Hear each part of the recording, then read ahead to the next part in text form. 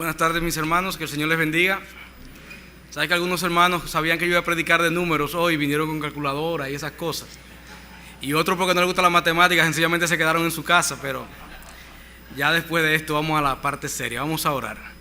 Dios Padre Santo, Padre Celestial, estamos ante tu trono, Señor, para agradecerte primeramente por esta oportunidad que tú nos das y para pedirte, oh Dios, que tú nos guíes en este tiempo, que tú tomes control de este púlpito y que todo lo que salga aquí, Señor, sea para edificación de cada uno de nosotros. Bendícenos, oh Dios, en el nombre de tu Hijo amado Cristo Jesús. Amén. Pues bien, hermanos, hoy vamos a hablar de números, pero no vamos a sacar cuenta. Así que no se preocupen que el censo no lo vamos a hacer en el día de hoy. Y una de las cosas que a mí más me impactó como cristiano fue que uno idealiza el cristianismo. O sea, cuando uno se convierte, uno piensa que ya en ese momento uno va a quedar como una especie de curado de lo que son el pecado, de lo que son las tentaciones, de lo que es todo lo que tenía que ver con el antiguo vivir. Sin embargo, ahí es que uno se da cuenta que ahí es cuando en realidad empieza la batalla. Y es porque inmediatamente nosotros nos convertimos. Satanás, al cual nosotros antes nos controlaba, ahora enfoca todos los cañones para nosotros. El mundo nos convierte en sus enemigos y por lo tanto también se enfoca hacia nosotros. Y nosotros mismos en nuestra carne empezamos a ver que la carne también nos empieza a atacar pidiéndonos cosas que nosotros sabemos que no debemos darle. Sin embargo, muchas veces su ataque es tan fuerte y nuestra debilidad es tan grande que cedemos a ella. Entonces, hoy vamos a ver en el libro de los Números un episodio de lo sucedido a Israel, de lo cual vamos a aprender mucho sobre lo que es lidiar con el pecado que nos acecha. El libro de los Números, como ustedes sabrán, pertenece al Pentateuco y narra básicamente el principio y el final del peregrinar de Israel en todo el desierto. Y en él vemos cómo Dios va disciplinando a Israel, vemos a un pueblo rebelde y a un Dios disciplinador, hasta que logra formar el carácter de ellos necesario para ellos entrar a la tierra prometida. Y así mismo la vida de nosotros, es un peregrinar. Es un peregrinar, nosotros somos sacados del mundo, así como Israel fue sacado de Egipto y colocado en el desierto, dejado a la expensa de las diferentes circunstancias, para preparar nuestro carácter para el Señor. Entonces vamos a ver en el día de hoy cómo vamos a lidiar con el pecado que nos acecha. Vamos a ver en el libro de Números, capítulo 21, vamos a leer del versículo 1 hasta el versículo 9. Aunque la predicación de nosotros se va a enfocar básicamente, principalmente, en los versículos del 4 al 9.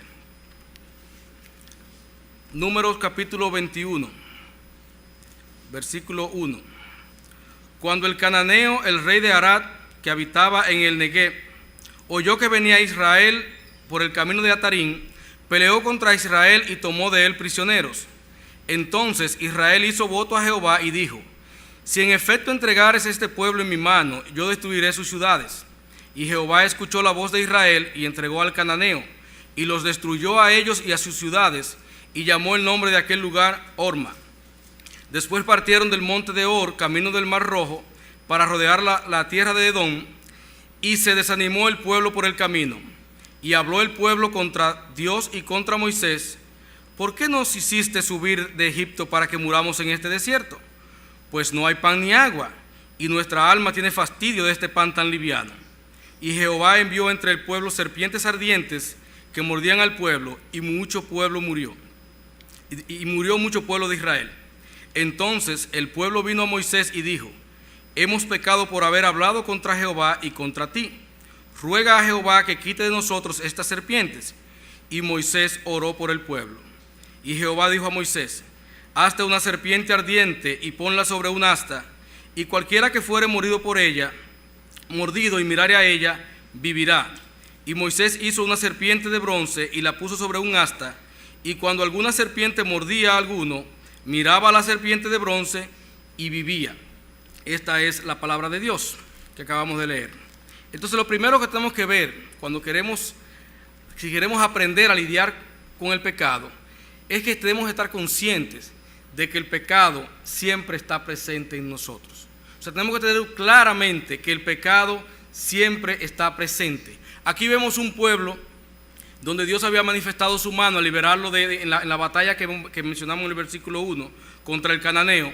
Y luego vemos aquí un pueblo que se desanima. Ese desánimo es una manifestación de pecado del pueblo. El pueblo estaba alejado, o sea, estaban solos ellos, no tenían a nadie que influyera sobre ellos en ese momento. Sin embargo, de ellos mismos surgió el pecado. Y es que una vez se produjo la caída del hombre, el pecado entró en nosotros. Y el pecado ha pasado a todos nosotros. Y el pecado siempre está a nuestra puerta. Cuando vemos en el libro de Génesis, capítulo 4, versículo 6, vemos aquel encuentro de Jehová con Caín. Recordemos que Caín había llevado su ofrenda junto con Abel. El Señor acepta la ofrenda de Abel, pero rechaza la de Caín. Sin embargo, Caín reacciona ensañándose y su semblante decae. Entonces el Señor le confronta y le dice: si bien hicieres, no serás enaltecido, y si no hicieres bien, el pecado está a la puerta. Con todo esto, a ti será su deseo y tú te enseñorearás de él. Entonces, lo que vemos lo primero es que el pecado está frente a nosotros y que el Señor nos ha capacitado para que nosotros podamos luchar contra el pecado y vencer en esa batalla. Lo segundo que tenemos que ver es que si queremos enfrentar el pecado, si queremos lidiar con el pecado, debemos tratarlo como tal y no debemos disfrazarlo con falso positivismo. Y es la cultura que tenemos ahora, donde todo se le cambia el nombre para que suene más bonito. Y vemos, por ejemplo, que a la homosexualidad se le llama elección de género. Vemos que al aborto, que es asesinato, ya se le llama libre elección de la mujer. O sea, y vemos cómo cada cosa se va distorsionando con el tiempo y cómo a cada cosa se le va buscando un nombre. Por ejemplo, ya a la avaricia no se le llama avaricia, sino que se le llama deseo de superación. A la haraganería se le puede llamar que es precavido, aquel haragán que no quiere hacer nada, él sencillamente no quiere arriesgarse, aquel que no quiere asumir ningún trabajo en la iglesia y es porque con la excusa de que no quiere fallar, y en realidad eso le llaman haraganería. Si se enoja fácilmente, dicen que es una persona de mecha corta. Si es muy chismoso, dicen entonces que es una persona de lengua incendiaria. Y todo suena bonito, pero lo que estamos haciendo en todo esto es disfrazando el pecado. Si somos vanidosos, decimos que cuidamos la imagen y guardamos el estatus. Por ejemplo, y esa cultura de cambiar los nombres afecta hasta instituciones que deberían tener mucho cuidado con el nombre que utilizan en cada cosa. Por ejemplo, en mi colegio, en la nota de los niños, hay una categoría que tiene que ver con los valores. Y observen, lo primero que encontramos es excelente. Esa es la tabla. Primero encontramos excelente. Luego el que no es excelente es muy bueno. Luego pasa a bueno. Se supone que luego de bueno debe quedar algo malo o algo regular o algo peor. No, esforzado. La palabra esforzado expresa a alguien que se esforzó mucho y dio todo lo que podía, pero hasta ahí fue que llegó. Y en realidad eso no expresa lo que ha pasado con esa calificación. Y luego sigue, necesita mejorar. Espero que no me saquen a los niños del colegio, pero necesita mejorar. Él necesita cambiar. Su actitud él tiene que cambiarla. Y si a él se le dijera que eso que él hizo está mal, entonces él va a asumir, las lágrimas saldrán de sus ojos, pero él va a cambiar porque él ya tiene conciencia de que él hizo las cosas mal. Entonces al pecado hay que llamarlo como tal. Al pecado se le llama pecado y el pecado está en nosotros. Luego vemos en el versículo 5 que y habló el pueblo contra Dios y contra Moisés y decía: ¿por qué nos hiciste subir de Egipto para que muramos en este desierto? Pues no hay pan ni agua y nuestra alma tiene fastidio de este pan tan ligero. Entonces vemos que para lidiar con el pecado debemos saber que una vez que se afianza en nosotros, nos va a esclavizar, nos va a controlar y va a cambiar hasta lo que nosotros pensamos. Miren que ellos ahora desean la antigua vida de esclavo, una antigua vida que había sido incrementada la carga cuando ellos empezaron a tratar de buscar su liberación. Sin embargo, ellos querían ya volver allá. El pecado nubla el juicio. Entonces vemos que ellos hablan contra Dios y contra sus representantes y prefieren que sea Faraón quien volviera a gobernarlos a ellos. Y eso es parte de lo que hace el pecado. El pecado nos lleva también a menospreciar las provisiones de Dios. No nos ayuda a valorar, no nos permite valorar lo que Dios ha hecho. Dios le proveía a ellos de calor en la noche, que el desierto es sumamente frío de noche, de una nube en el día, le proveía el maná para que se alimentasen. Cuando se cansaron del maná, le mandó sus codornices, y Dios estuvo siempre con ellos, siempre lo liberó en cada batalla que se encontraron ellos.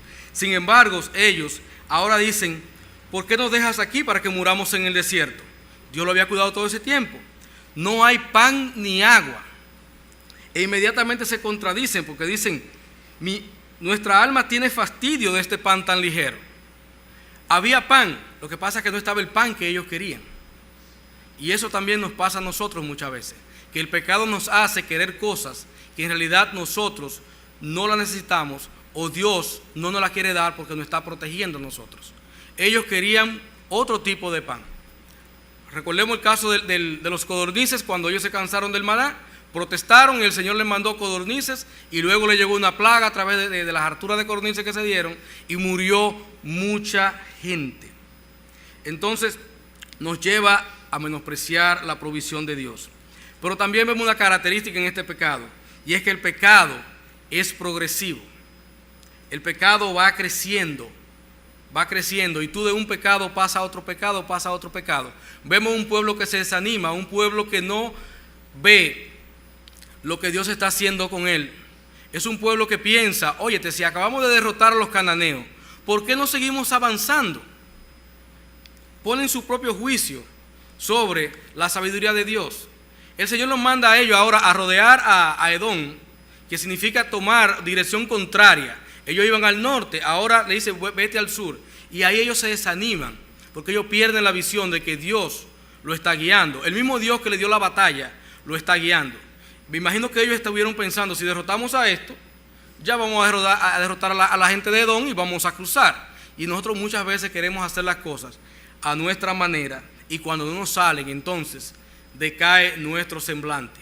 Lo mismo que le pasó a Caín, que decayó su semblante cuando Dios no aprobó la ofrenda, así mismo le pasó a ellos. Cuando Dios no hizo la cosa como ellos querían, entonces decayó su semblante. Entonces dijimos que el pecado crece, que llena la paila. ¿Se acuerdan de ese comercial, verdad? De Espagueti Milano. Así mismo, entonces hay una ilustración que quiero comentarle, y es una planta de enredadera que se llama Ketsu, que en Estados Unidos, en toda la parte sur de Estados Unidos, es muy abundante. Es una planta que empieza con una plantita, tú la siembras, y las raíces empiezan a diseminarse. Ella se queda como si fuera una plantación de batata, toda orilla así. La gente la sembraba porque pensaba que ayudaba a mantener la capa de tierra, que es útil. Sin embargo, esa planta se reproduce a casi 1/2 metro por día. O sea que una planta de esa, si tú la dejas al lado de tu casa, te vas de vacaciones, fácilmente cuando tú llegas, encuentras la planta ya tomándote parte de la casa. En Estados Unidos eso ha sido una epidemia, porque ha tomado zonas enteras. Uno puede ver cementerios antiguos que están cubiertos, casas abandonadas que están completamente cubiertas. Y así mismo funciona el pecado. Va poco a poco. Empieza como algo inocente y luego va creciendo. Para eliminar esa planta, según estaba leyendo esta mañana, hay que sacar las raíces. Pero las raíces son como las raíces de la yuca, se reparten para todos lados. Y de cada raíz pueden salir hasta 30 plantas, que aunque tú las arranques, las matas. Mientras quede un pedazo de raíz debajo de la tierra, te va a salir una plantita. Y a partir de ahí vuelve otra vez el ciclo. Entonces lo que queremos ver en esto es que para poder lidiar con el pecado, tenemos que identificarlo con tiempo y tenemos que atacarlo con tiempo. Y debemos tomar en cuenta algo muy importante, y es que el pecado trae consecuencias. Los israelitas lo vivieron en carne propia. En el versículo 6 dice la palabra de Dios: y Jehová envió entre el pueblo serpientes ardientes que mordían al pueblo, y murió mucho pueblo de Israel. Hermanos, el precio del pecado es la muerte.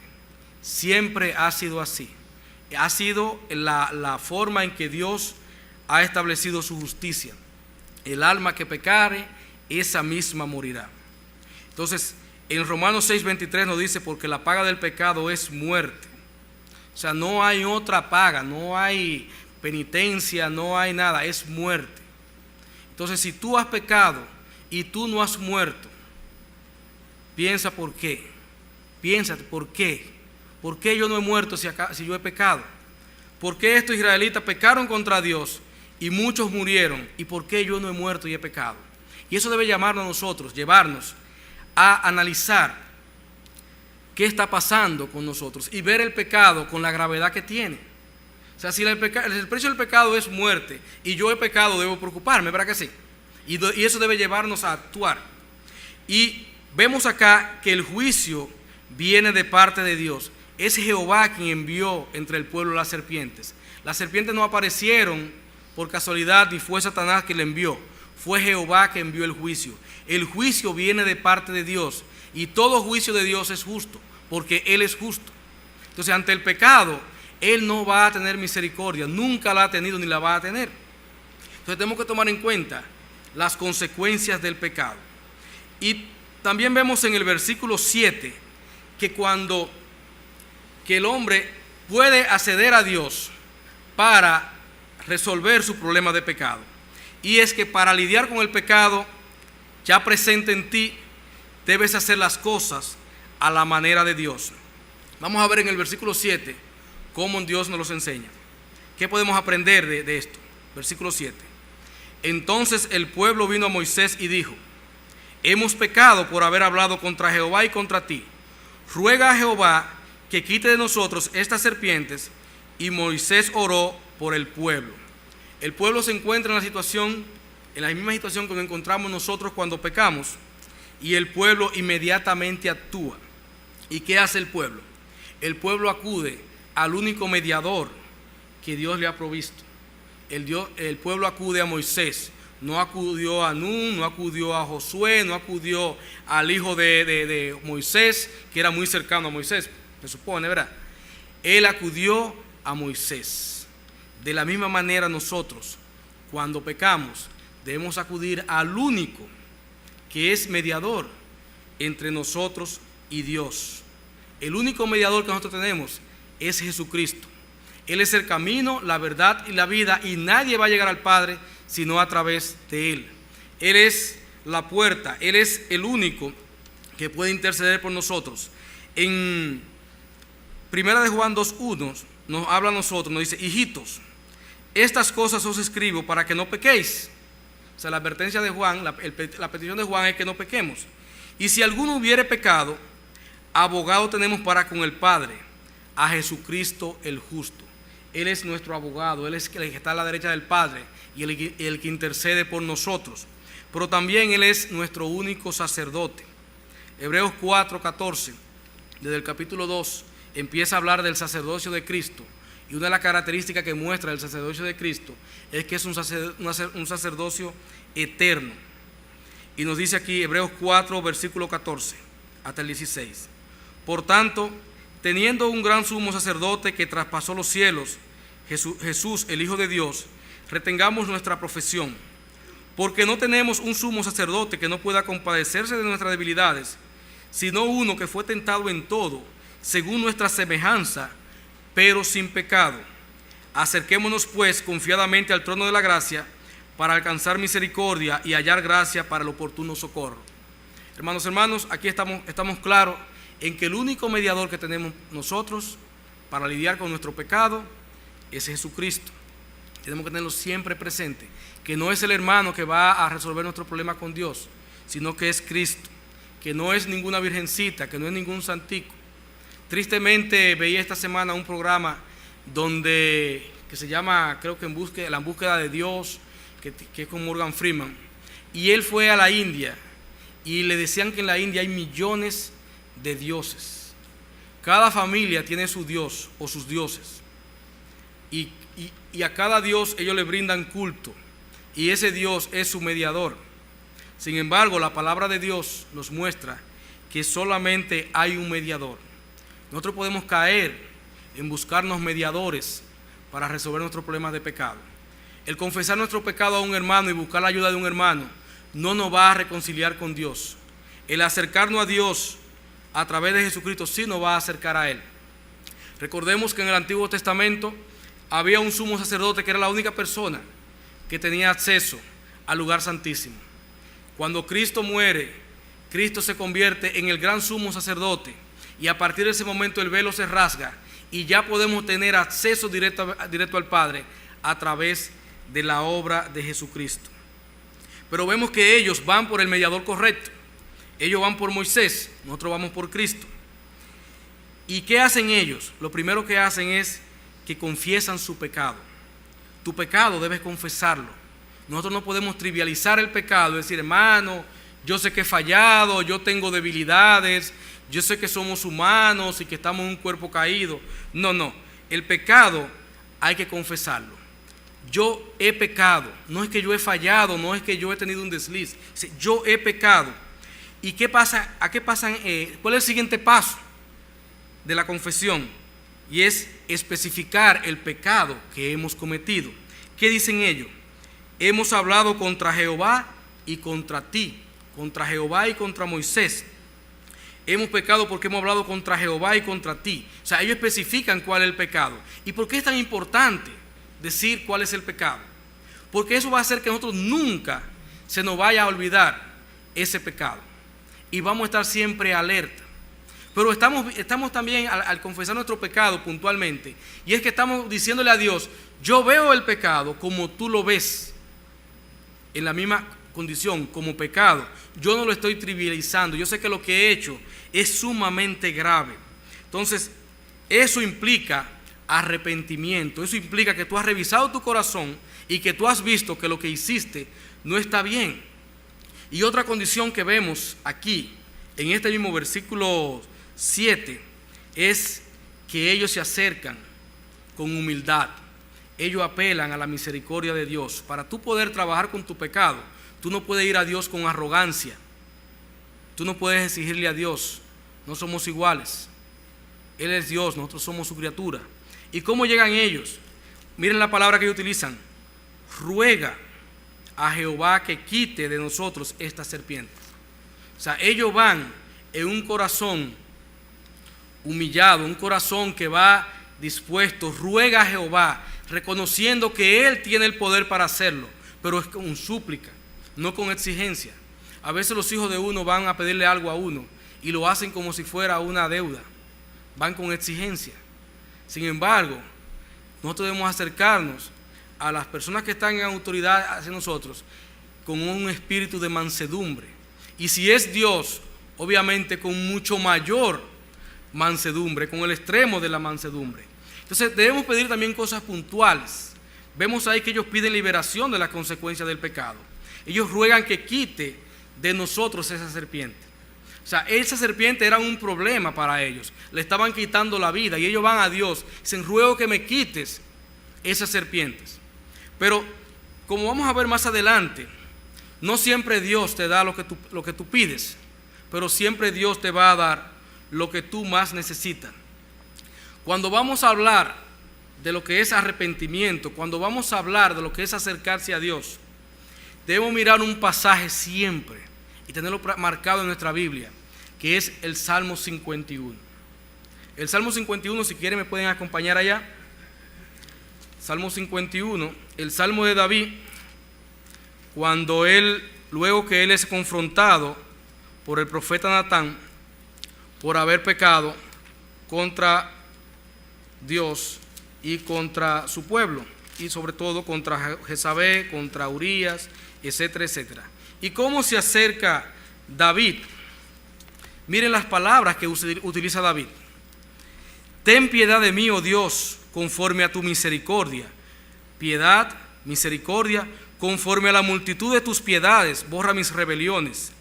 Lávame más y más de mi maldad, reconociendo que tiene maldad, y límpiame de mi pecado. Porque yo reconozco mis rebeliones, y mi pecado está siempre delante de mí. Lo que hablamos del principio. Contra ti solo he pecado, y he hecho lo malo delante de tus ojos. Él pecó contra Uría, pecó contra todo el pueblo, pecó contra Jezabel, mintió. Sin embargo, él confiesa que su pecado fue contra Dios. Dice aquí, he aquí en maldad he sido formado y en pecado me concibió mi madre. Purifícame, en el versículo 7, con hisopo y seré limpio. Lávame y seré más blanco que la nieve. Hazme oír gozo y alegría, y se recrearán los huesos que has abatido. Esconde tu rostro de mi pecado y borra todas mis maldades. Hermanos, ahí vemos que el pecado no solamente tiene una consecuencia en cuanto a romper la comunión con Dios, sino que también nos afecta físicamente. Cuando tenemos pecado en nuestro corazón, también eso afecta nuestro físico, afecta nuestro ánimo, nos afecta en todas las áreas. Yo el jueves pasado le comento que me encontré con alguien y después de una corta conversación terminé comprándole un juego de cuchillos y cosas así, que luego que salí de ahí me pregunté qué yo hice, por qué yo compré esto, porque no era una necesidad.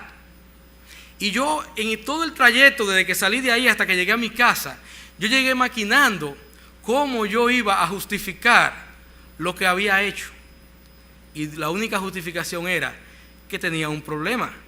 Compré compulsivamente, cometí un pecado porque no administré los bienes que Dios me ha dado con la responsabilidad que Él espera de mí. Y cuando mi esposa me pregunta qué pasó, yo le dije, ¿qué te digo? No sé qué decirte. Pequé, no debí comprarlo. Ahora tengo más cuchillos que una banda de esa de un barrio cualquiera, más cuchillos que un carnicero. Pero cuando me puse a analizar ese incidente, encontré que yo he comprado muchísimas cosas en los últimos años que en realidad no necesito. Ahorita le mostré a los hermanos que tenía un detector de temperatura que nunca lo he usado. Hoy leí algunas temperaturas aquí para ver la diferencia de temperatura entre un área del salón y otro. Pero en realidad, lo que reflejó eso es que yo tengo que revisarme, porque he tomado decisiones que no son de buen juicio. Y así como tomo una pequeña decisión comprándome unos cuchillos, mañana puedo tomar una mala decisión que implique afectar a mi familia y también a mi vida. Entonces aprendamos de los errores, veámoslo como experiencia y tengamos un corazón siempre dispuesto a acercarnos a Dios, a abrirle nuestro corazón, decirle lo que está pasando en nosotros y pedirle por su misericordia que nos ayude. Y vamos a ver cómo Dios va a responder. ¿Qué es lo que encontramos en el versículo 8? Y Jehová dijo a Moisés, volvemos otra vez a Números, ya salimos de Salmos, estamos de nuevo en Números. Números 8. Y Jehová dijo a Moisés, hazte una serpiente ardiente y ponla sobre un asta, y cualquiera que fuere mordido y mirare a ella, vivirá. Y Moisés hizo una serpiente de bronce y la puso sobre una asta, y cuando alguna serpiente mordía a alguno, miraba a la serpiente de bronce y vivía. ¿Cuáles principios podemos aprender aquí para lidiar con el pecado? Lo primero es que debemos esperar por Dios para el remedio. O sea, yo no puedo, por mi propia iniciativa, empezar a tomar acciones para corregir eso si yo no espero la dirección de Dios. Para yo conseguir la dirección de Dios, tengo que buscarla. Entonces ellos esperaron a que Dios le dijera a Moisés, hazte una serpiente. Debes reconocer que Dios no siempre te va a dar lo que tú le pides. ¿Qué pidieron ellos? Quítanos estas serpientes. Y eso es lo que hacemos, nos duele el estómago y pedimos, quítanos ese dolor. Tenemos problema económico, quítanos ese problema. No tenemos trabajo, danos un trabajo. Queremos que el Señor sencillamente quite de nosotros ese pecado. Sin embargo, no siempre el Señor va a hacer eso. Entonces, ¿qué hace el Señor? El Señor dice, no, vas a hacer un asta, la vas a colocar en el medio del campamento, y cualquiera que fuere mordido y mirare a ella, vivirá. Entonces hubo un cambio ahora. El problema ahora mismo no es que Dios te va a quitar la serpiente, sino que el problema, lo que ahora Dios va a hacer es que te va a enseñar a través del incidente de esas serpientes. Dios no le quitó la serpiente a ellos nunca se la quitó. Luego los movió a ellos de ese sitio cuando ya Dios había trabajado con ellos. ¿Por qué? Porque Dios tuvo ahora que darle una lección de fe a ellos. Lo que ellos buscaban como una solución material y temporal, Dios lo utilizó para darle una lección de fe. Dijo, no, habrá una serpiente ahí, tú vas a mirar hacia arriba y aquel que la mire, ese se va a sanar de la mordedura de la serpiente. Entonces, las soluciones de Dios no siempre tienen que ver con las expectativas que nosotros tenemos. Y vemos aquí que esa prueba se llevó a cabo y esa prueba funcionó. Dice aquí que cualquiera que era mordido, si miraba a la serpiente de bronce, vivía. O sea, Dios mostró que aún con un objeto inanimado, que no tenía ningún valor en sí porque era madera y era bronce, no tenía ningún valor en sí, sin embargo, para tú mirar, tenías que tener fe. Y Dios acudió a la fe, le dio una lección de fe para que ellos vieran que la sanación y la salvación llega por la fe. Este acontecimiento tiene un alcance mayor para nosotros. Este acontecimiento es tomado por nuestro Señor Jesucristo para referirse al Evangelio. Y lo encontramos en Juan 3:13, que me gustaría que me acompañaran brevemente por allá. Evangelio de Juan, capítulo 3, versículo 13. Nos dice el Evangelio de Juan: nadie subió al cielo sino el que descendió del cielo, el Hijo del Hombre que está en el cielo. Y como Moisés levantó la serpiente en el desierto, así es necesario que el Hijo del Hombre sea levantado, para que todo aquel que en él cree no se pierda, mas tenga vida eterna.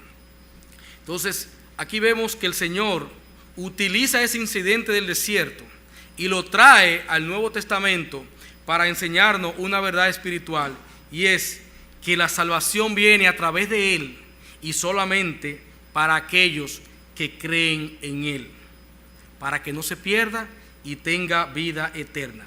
Entonces, todos nuestros pecados, hermanos, pueden ser perdonados si nos acercamos a Dios de la manera correcta, a través de la persona correcta y, como vemos aquí, a través de los méritos de Cristo.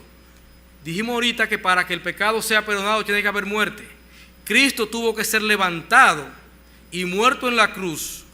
A ver, todos los pecados de nosotros tuvieron que ser cargados en Él para que nosotros podamos tener redención de esos pecados. Entonces, hubo muerte. No moriste tú, murió el Señor. El justo pagó por los injustos para que podamos tener la salvación. Y es importante que esta salvación, como dice este pasaje en el versículo 15, dice aquí, para todo aquel que en Él cree. Y esta solución está disponible, como dice, para todo aquel que en Él cree. Y eso incluye a tu vecino, a tu madre, a tu padre, a tus amigos, a todo el mundo. Nosotros tenemos que tener claro que solamente si llevamos a las personas a mirar a esa cruz, a mirar al Cristo crucificado, aquel que murió por ellos, si solamente llevamos a la persona a mirarlo a Él y a creer en ese sacrificio, esa persona va a ser sanada. Entonces, en conclusión, en resumen, para lidiar con el pecado debemos reconocer que está presente en nosotros y que debemos dominarle a Él o Él nos dominará a nosotros. Reconocer que su práctica afecta nuestro juicio y también nuestra comunión con Dios, que es progresivo, que no se queda en un pecado, sigue creciendo, que sus consecuencias son mortales. ¿Qué debemos hacer?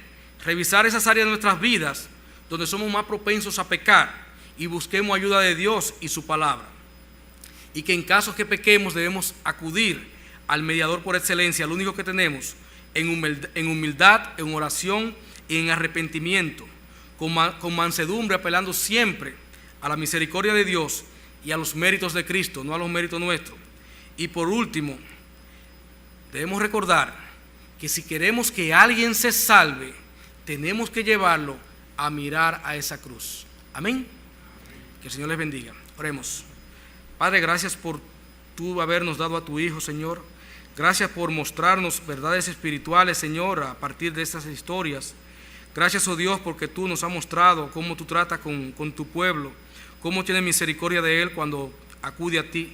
Por eso te pedimos en el día de hoy, Señor, que tú nos llenes de valor, Padre, que nos fortalezca, Señor, para que podamos mañana llevar a otras personas a conocer a Cristo, a conocer al Cristo crucificado, aquel que se sacrificó por nosotros, Señor, que ocupó nuestro lugar, Padre, para que podamos acercarnos a ti, Señor, como lo estamos haciendo en este momento.